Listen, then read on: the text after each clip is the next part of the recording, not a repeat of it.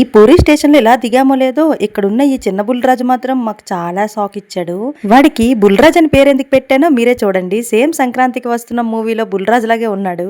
మేము ట్రైన్ ఇలా దిగామో లేదో వీడైతే మాకు షాక్ ఇచ్చాడు అన్నాను కదా, అదేటో తెలుసా, ఇంత బీడిగా ఉంది ఈ స్టేషన్ అయితే. అందులోనే వీడు ఎవరితోనో వెళ్ళిపోయాడనమాట. వెళ్ళిపోయి మేము ఏం లేదన్నా హాఫ్ అన్ అవర్ అయితే వీడి కోసం వెతుకుతూ ఉన్నాము. చాలా టెన్షన్ తెప్పించిన తర్వాత లాస్ట్కి అయితే దొరికాడు. దొరికిన తర్వాత ఈసారి మేము ఎక్కడున్నాము అంటే ఇక లాకర్స్ దగ్గరికి అయితే వెళ్తున్నాము. సామాన్లన్నీ పెట్టేసి మేమైతే ఇక గుడికి వెళ్ళడానికి స్టేషన్ నుంచి గుడి వరకు అయితే ఆటో మాట్లాడుకున్నాము. ఇక్కడైతే ఈ బుల్రాజ్ చేసే అల్లరి అయితే మాత్రం మామూలుగా లేదు. నాకైతే వాడి పేరు కూడా తెలీదు, కానీ బుల్రాజ్ అనే పేరెట్టాను. మేము పూరిలో దిగేటప్పటికి మధ్యాహ్నం 1 గంట అయితే అయిపోయింది. ఇక ఇవి అవి అన్నప్పటికీ స్టేషన్ బయటకు వచ్చేటప్పటికైతే 2 అయిపోయింది. ఇక్కడ నుంచి మీకైతే గుడి కనిపిస్తూనే ఉంది కదా, నేను అనుకున్నాను గుడి వరకు అయితే ఆటో వెళ్తాదని. అలాగైతే అస్సలు కాదు, మాకు సగం తోవలోనే బంద్ చేశారు. ఎలాగో క్వార్టర్స్కి వెళ్ళిపోతున్నాం కదా, ఇక్కడ కోల్కతా బజార్లో కూడా కొంచెం షాపింగ్ చేసి వెళ్తానంటే అసలు ఎక్కడ టైం కుదిరిందండి. కానీ ఈ వీడియో ఇప్పటికీ చాలా రోజులు అయిపోయింది అనుకోండి. ఎందుకు అంటే రథయాత్ర అవ్వక ముందైతే మేము వెళ్ళాము. అప్పుడేటంటే ఇంకా కర్రలు వచ్చున్నాయి అనమాట రథం తయారు చేయడానికి. ఇంకా అవన్నీ చెక్కుతున్నారు. ఏదైనా పూరి ప్రసాదం మాత్రం కాజా మాత్రం తినాలండి, నాకైతే చాలా ఇష్టం. నేనైతే అస్సలు అనుకోలేదు దేవుడి దగ్గరికి వస్తాము దర్శనం అవుతుంది అని. మేమైతే డైరెక్ట్ క్వార్టర్స్ కలిసి ట్రైన్ టికెట్ తీసాం. కానీ ఇక్కడ వింతలో వీళ్ళు కూడా మాకు ఫ్రెండ్స్ అయ్యారు. ఇంకా వీళ్ళు ఫ్రెండ్ అయ్యారు. ఫ్రెండ్ అయిన తర్వాత ఇంకో షాకింగ్ న్యూస్ ఏంటంటే అసలు మా ట్రైన్ కూడాను నైట్ 7కి, అలాంటిది ఇప్పుడు లేట్ అయిపోయి నైట్ 10-11 అయిపోతుంది. ఇక్కడ ఈ కర్రలు చూడండి, ఈ కర్రలతో ఇప్పుడు రథం అనేది తయారు చేస్తారు. అక్కడ నుంచి ఏం లేదన్నా ఇక్కడికి 1/2 కిలోమీటర్ అయితే నడుచుకొని గుడి దగ్గరికి అయితే వచ్చేసాము. గుడి దగ్గరికి వచ్చిన తర్వాత అసలైన విషయం తెలిసింది ఏంటంటే లోపలికి ఫోన్ ఎలా చేయట్లేదని. అసలు రథయాత్ర ముందే ఎంత బీడుగా ఉందంటే ఇంకా రథయాత్రకి అసలు ఈ తోవలో మనం నడగలమా అసలు. ఇక్కడి నుంచి మనం కొంచెం ముందుకు వెళ్ళామంటే ఇక గుడి లోపలికి ఎంట్రీ అవ్వాల్సిందేని. ఇంకా నేను ఫోన్స్ అయితే వాళ్ళకి హ్యాండ్ ఓవర్ చేయలేదు కదా, అందుకే చిన్న చిన్న వీడియో క్లిప్లు అయితే తీశాను. ఇక్కడ తీసేటప్పుడు అందరూ అయితే జై జగన్నాథ్ అనుకుని లోపలికైతే వెళ్ళిపోతున్నారు. చెప్పాలంటే మాకు దర్శనం కూడాను అస్సలు ఇంతరవు కూడాను ఎక్కడ ఇబ్బంది అయితే కలగలేదండి. డైరెక్ట్ గా దేవుడి దగ్గరికి వెళ్ళినట్టు ఎక్కడ ఆగకుండా వెళ్ళాము. ఇక పూరిలో ఉండే ప్రత్యేకత కూడా మీకు తెలుసు కదా. ఇక ఈ గుడి గోపురం మీద ఉండే జెండాలు మాత్రం రోజుకు రోజు చేంజ్ చేసేస్తూనే ఉంటారు.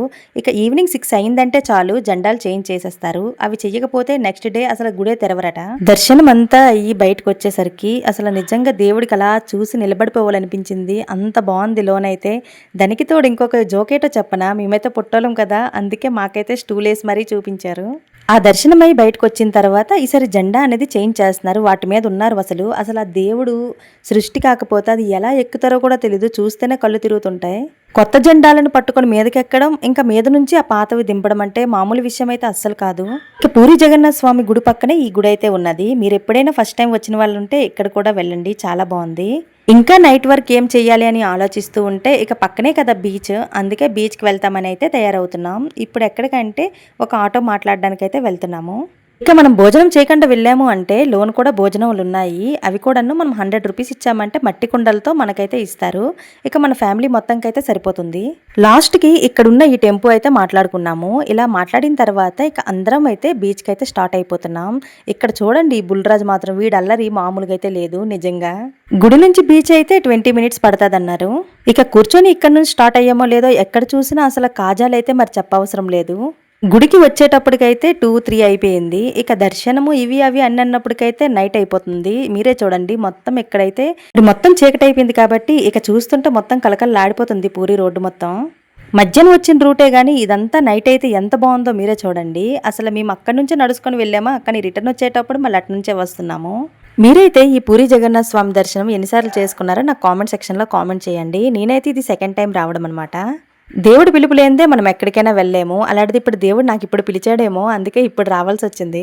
ఇంకా 5 మినిట్స్ తర్వాత బీచ్ అయితే దగ్గరికి వచ్చేస్తుంది. బీచ్ రోడ్ దగ్గర అయితే ఆటో అయితే ఆపేశారు. ఆపిన తర్వాత ఇంకా అక్కడ కొంచెం టైం పాస్ చేయాలని ఐస్ క్రీమ్ అయితే మంచిగా ఎంజాయ్ చేసుకుంటూ తిన్నాం. మాకు ట్రైన్లో కలిసిన ఈ ఫ్యామిలీకి మాత్రం మేము అస్సలు మర్చిపోలేము. ఇదంతా ఒక స్వీట్ మెమొరీలా మాకు ఉండిపోతుంది. నిజంగా బుల్రాజ్ అయితే చాలా క్యూట్గా ఉన్నాడు కదా. ఇక ఊరు నుంచి పూరి వరకు ఎలా జర్నీ చేశామో ఆ వీడియో కూడా నేను లాంగ్ వీడియో పోస్ట్ చేస్తున్నాను. ఇంకా మీరు ఎవరైనా చూడకపోయి ఉంటే మీకు ఇంట్రెస్ట్ ఉంటే చూడండి. ఇక ఈవినింగ్ ఈ టైంకి బీచ్ దగ్గర అయితే జనాలు అసలు మామూలుగా లేరు. తెల్లవారు ఎప్పుడో ఫ్రెష్ అయ్యాము. ఇంతవరకు అయితే మా ముఖాలు చూడాల్సిన లేదు, మాడిపోయి బొగ్గైపోయినాయి. ఈ పూరిలో కూడాను బీచ్ ఏంటంటే సేమ్ మన వైజాగ్ బీచ్ లానే ఉంది. ఎందుకు అంటే రోడ్ సైడే బీచ్ అనమాట. మాతో కలిసి వచ్చిన ఈ అన్నీ అయితే చాలాసార్లు పూరి దర్శనం అయితే చేస్తున్నారు. ఇక బీచ్ కాదు ఎక్కడ హోటల్స్ ఏంటి అన్నీ అన్నీకైతే తెలుసు, అందుకే అన్నీతోటి ఇక అన్నయ్య కానీ మాతో చెప్పకపోయింటే మేమైతే ఈరోజు దర్శనం అయితే అస్సలు చేయకపోయింటాము. ఇంకా వెయిటింగ్ హాల్లో ఉండిపోయింటి మేము. ఇక ఇక్కడ చూడండి, ఇలా మనం బీచ్ దగ్గరికి నడుచుకుంటూ వెళ్ళామా, వెళ్ళిన దగ్గర అయితే శంఖాలు ఇవన్నీ అయితే చాలా బాగా అమ్ముతున్నారు. ఇక అంతా ఎక్కువ కాస్ట్ ఏమీ అయితే లేదు. కానీ మనకేంటంటే ఇంట్లో శంఖం ఉండొచ్చా లేదో అది తెలుసుకొని అయితే కొంటాం కదా, అందుకే నేనైతే తీసుకోలేదు. ఇక్కడ ఇంకా ఇవే కాకుండా ఇంకా ఫాస్ట్ ఫుడ్ సెంటర్లు అయితే కుప్పలు కుప్పలుగా ఉన్నాయి. ఇక్కడ చిన్నవాళ్ళు గానీ, పెద్దవాళ్ళు గానీ ఒంట్ల మీద అయితే సవారీ చెయ్యొచ్చు. చిన్నవాళ్ళకి ఒక కాస్ట్ ఉంటుంది, పెద్దవాళ్ళకైతే ఒక కాస్ట్ ఉంటుంది. ఇక్కడ ఇతను శంఖం ఎంత బాగా ఊతున్నారంటే చాలా బాగుంది వినడానికి కూడా. మా చిన్నోడు మాత్రం ఒంటి ఎక్కడానికైతే చాలా జడిసిపోయాడు, అందుకే వాడికైతే ఎక్కించలేదు. పిల్లల కోసం జైంట్ వీల్ ఇవి కూడా ఉన్నాయి. ఇంక ఈరోజు పూరి దర్శనం చేసాం కదా, అందుకే ఈరోజు అయితే నాన్ వెజ్ తినకూడదని అనుకున్నాము. అందుకే ఎక్కడెక్కడికి వెళ్ళామో అదంతా మీకు నెక్స్ట్ వీడియోలో పోస్ట్ చేస్తాను. ఇక ఈ వీడియో నచ్చితే ఒక లైక్ కొట్టి నా ఛానల్ని సబ్స్క్రైబ్ కూడా చేసుకోండి. మళ్ళీ నెక్స్ట్ వీడియోలో మళ్ళీ కలుద్దాం. బాయ్.